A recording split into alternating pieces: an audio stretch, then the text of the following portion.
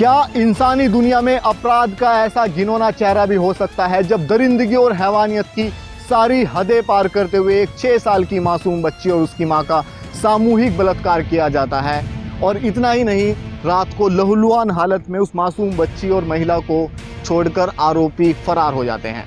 दरअसल ये बलात्कार इतना विभत्स तरीके से किया गया कि उस 6 साल की मासूम बच्ची का हॉस्पिटल में लगभग 3 घंटे ऑपरेशन चला और 2 सर्जरी भी की गई। बच्ची को इस हालत में देखकर डॉक्टर भी अपने आंसू न रोक पाए, लेकिन पुलिस ने तत्परता दिखाते हुए महज 6 दिन के अंदर ही मामूली सुराग के आधार पर ही पूरे मामले का खुलासा किया और सभी आरोपियों को धर दबोचा। तो आज क्राइम और कानून में इस पूरी घटना की इनसाइड स्टोरी आप तक पहुंचाएंगे और पुलिस की इस नायाब तफ्तीश की सिलसिलेवार तरीके से कहानी आप तक पहुंचाएंगे। देखिए इस रिपोर्ट में।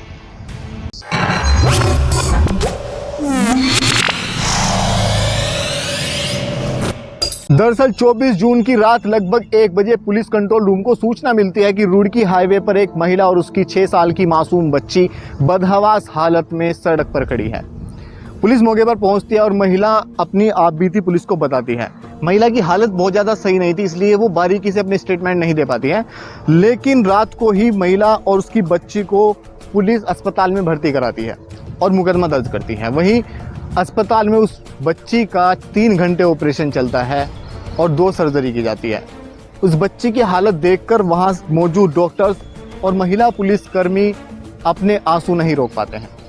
दरअसल वो बच्ची किस रूप में इंसानी दुनिया को पहचानेगी और इंसान की तौर पर क्या समझ वो रखेगी, इसकी अंदाज़ा नहीं लगाया जा सकता। और वो माँ जिसने अपनी 6 साल की मासूम बच्ची को उन दरिंदे, उन भेड़ियों का शिकार होते देखा हो, उसकी माँ की दर्द की कल्पना भी नहीं की जा सकती।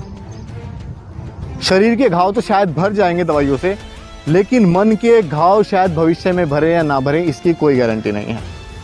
लेकिन उसके बाद पुलिस हरकत में आती है और पुलिस के पास सिर्फ 2 सुराग होते हैं।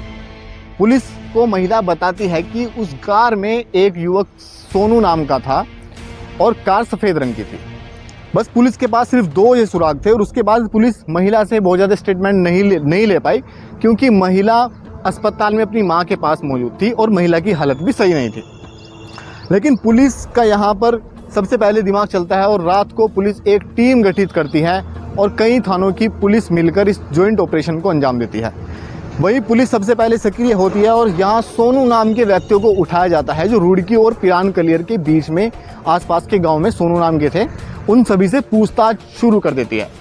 कहा जाता है कि 200 लोगों से पुलिस पूछताछ करती है और तमाम सीसीटीवी फुटेज कंगालने की कोशिश करती है। वहीं एसओजी की टीम और सीआईयू की टीम भी लगातार एक्टिव रहती है और कॉल रिकॉर्ड के साथ साथ सर्विलांस और टावर डंप भी निकाले जाते हैं, यानी कि जहां पर ये घटना को अंजाम दिया गया उसके आसपास किस नेटवर्क पर किन नंबर का उपयोग किया जा रहा था, उन सभी पर नज़र पुलिस ने रखी। और धीरे धीरे पुलिस को एक बात समझ में आई जब एक सीसीटीवी फुटेज पुलिस के हाथ लगा, जो कि बहुत अहम था। उसे देखकर ये समझा जा सकता है कि किस तरह से वो महिला और बच्ची को एक युवक बाइक पर बैठाकर रुड़की पिरान कलियर रोड से हटते हुए सुनसान इलाके में ले जा रहा होता है और यहाँ ये सीसीटीवी फुटेज में कैद हो जाता है। इसके आधार पर पुलिस आगे बढ़ने की कोशिश करती है, लेकिन यहाँ सोनू नाम का व्यक्ति शायद वही था, उसका बिल्कुल भी पता नहीं लग पा रहा था, क्योंकि महिला ने जो स्टेटमेंट दिए थे वो काफ़ी नहीं थे पुलिस के लिए। यहाँ पर पुलिस उस व्यक्ति की पड़ताल करती है और पता चलता है कि वो सोनू नाम का व्यक्ति इमली खेड़ा जिला हरिद्वार का रहने वाला है, जो कि उस महिला को रात को सुनसान इलाके में लेकर गया। तो कई दिन गुजर जाने के बाद लगातार एसओजी, सीआईयू और कलियर थाने की पुलिस भी लगातार इस मामले में बनी रही। साथ ही मंगलोर पुलिस और रुड़की गंगनहर कोतवाली के साथ साथ सिविल लाइंस कोतवाली की पुलिस भी लगातार इस मामले पर अपनी टीम गठित करके निगरानी बनाए हुए थे। वहीं आला अधिकारी भी सक्रिय हुए और महिला आयोग का भी दबाव पुलिस पर लगातार बनता जा रहा था। वहीं कई दिन गुजरने के बाद सोनू नाम के व्यक्ति को पुलिस धर दबोचती है, जो बाइक पर महिला को ले जा रहा होता है। तब उसके बाद जो पूछताछ में सोनू बताता है कि उस देर रात महिला और उसकी बच्ची को बैठाकर वो सोलानी पार्क के समीप बहुत सुनसान इलाके में उसे लेकर गया और वहां उस महिला का बलात्कार किया। बलात्कार करने के बाद जब सुनसान इलाके से वो बाहर जाता है, तब सड़क पर एक सफ़ेद रंग की आल्टो कार आकर रुकती है, जिस पर एक किसान यूनियन का झंडा लगा होता है। अब पुलिस को इतना सुराग मिल जाता है और पुलिस उसके बाद एसओजी और सीआईयू के माध्यम से इस घटना की तफ्तीश करती है और ये पाती है कि ये जो आल्टो कार है ये विक्की तोमर के नाम से रजिस्ट्रेशन इस कार का है और विक्की तोमर जिला मुजफ्फरनगर के भोपाल थाना क्षेत्र के अंतर्गत रहने वाला है। वहीं अपने मुखबिरों के तंत्र पर, उनकी सूचना पर और खुफिया तंत्र के आधार पर विक्की तोमर को उसके ही साथी जो इस घटना में शामिल था उसको धर दबोचती है। विक्की तोमर और उसके साथी सुबोध को पुलिस गिरफ्तार कर लेती है मुजफ्फरनगर से। उसके बाद इनसे पूरी कहानी का पता चलता है। दरअसल 24 जून की रात को ये सबसे पहले शराब लेते हैं, मुजफ्फरनगर से निकलते हैं और शराब लेते हैं रुड़की से।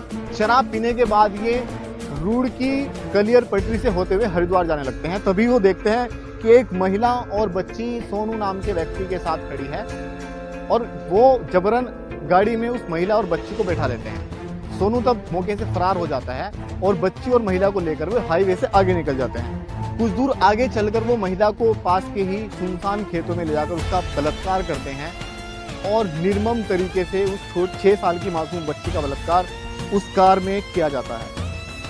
ये घटना सुनते ही पुलिस के होश उड़ जाते हैं और उसके बाद पुलिस सख्ताई से इनसे पूछताछ करती है और 2 अन्य आरोपी जो लगातार फरार थे उन तक पहुंचने की कोशिश पुलिस करती है।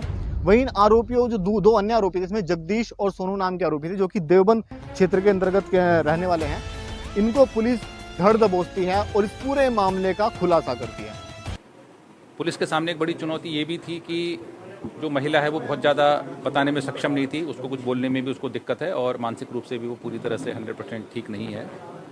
बच्ची तो खैर नाबालिग है ही, तो उससे तो कोई उम्मीद करना बेकार था।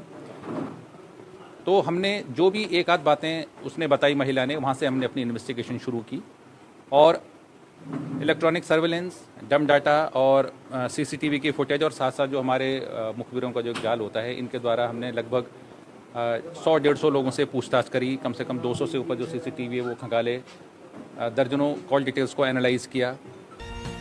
तो ये मामला बेहद ही गंभीर था और इसमें पुलिस की जिस तरह से पुलिस ने तफ्तीश की, इसकी वाकई में तारीफ करनी चाहिए क्योंकि उत्तराखंड पुलिस के ऊपर काफ़ी दबाव बना हुआ था। महिला आयोग से लेकर पॉलिटिकल जो दबाव है वो बना हुआ था। वहीं डीआईजी ने इस मामले का खुलासा किया और डीआईजी और एसएसपी ने कई इनाम पुलिस टीम को दिए उनके प्रोत्साहन के लिए। उत्तराखंड पुलिस ने अपने धुरंधर पुलिसकर्मियों की जो टीम बनाई थी उसमें मुख्य तौर पर देवेंद्र सिंह चौहान प्रभारी निरीक्षक कोतवाली रुड़की, जहांगीर अली जो प्रभावी सीआईयू रुड़की हैं, संजय थपलिया जो थानाध्यक्ष झबरेड़ा, वही नीतीश शर्मा बहादुराबाद थानाध्यक्ष, संजय नेगी चौकी प्रभारी सोध भी, इन तमाम लोगों ने बहुत ही बेहतरीन कार्य किया और मुख्य तौर पर यहाँ कहा जा रहा है कि मनोहर सिंह भंडारी जो थाना अध्यक्ष हैं कलियर के, उनका इस खुलासे में मुख्य योगदान रहा है।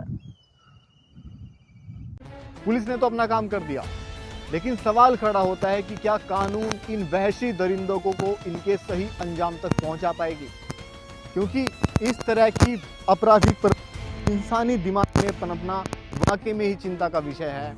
और ये जो आरोपी हैं, जो ये वहशी दरिंदे हैं, ये कहीं ना कहीं हमारे माहौल में हमारी बीच के लोग हैं, तो कहीं ना कहीं इंसानियत पर सवाल खड़े करते हैं। तो अपराध जगत की तमाम घटनाएं हम आप तक पहुंचाते रहेंगे। देखते रहेगा क्राइम ऑन कानून, ओनली ऑन पार्टी।